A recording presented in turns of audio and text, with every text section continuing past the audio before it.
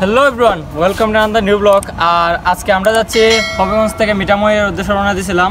তো কালকে রওনা দিয়েছিলাম রাত্রে, তো রাত্রে ভিডিওটা আমরা দেখাতে পারি নাই।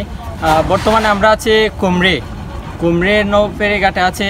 আর এটা হচ্ছে লঞ্চ ঘাট দেখতে পাচ্ছেন। আর আমার পিছনে আছে হচ্ছে গিয়ে মেঘনা নদী। আমরা মেঘনা নদীর উপরে আছি। তো অবশ্যই সবাই সাথে থাকবেন এবং ফুল ব্লগটা দেখার চেষ্টা করবেন।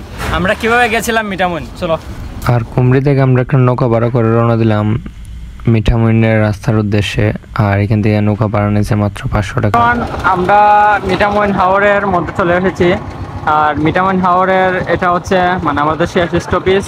এখান থেকে আমরা 0 পয়েন্ট যাবো অষ্টগ্রাম হয়ে। অবশেষে আমরাও চলে আসলাম মিঠামইন। আর আসলে ফিলিংসটা বুঝতেই পারছেন, নৌকা পথ ছেড়ে। তো আমরা প্রায় ইটনার কাছে ছিলাম।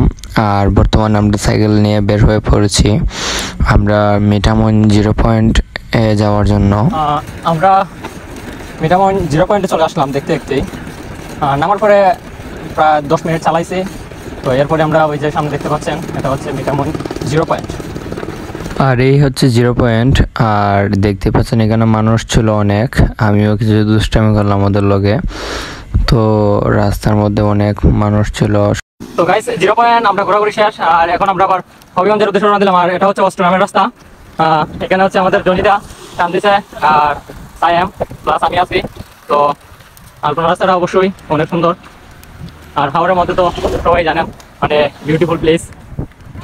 এটা হচ্ছে অষ্টগ্রাম। আর এটা হচ্ছে অষ্টগ্রামের লোগো। আর অষ্টগ্রামকে আপনারা ইসলামাবাদ নামে একটা জায়গা আছে যেটার মধ্যে লাখাই নৌকা পাবেন। তো লাখাই চলে যাবেন, আমরাও লাখাই চলে যাচ্ছি। আর ভিডিওটা কেমন হয়েছে অবশ্যই একটা কমেন্ট এবং আমার চ্যানেলটাকে ফলো এবং সাবস্ক্রাইব করে দিবেন। ধন্যবাদ।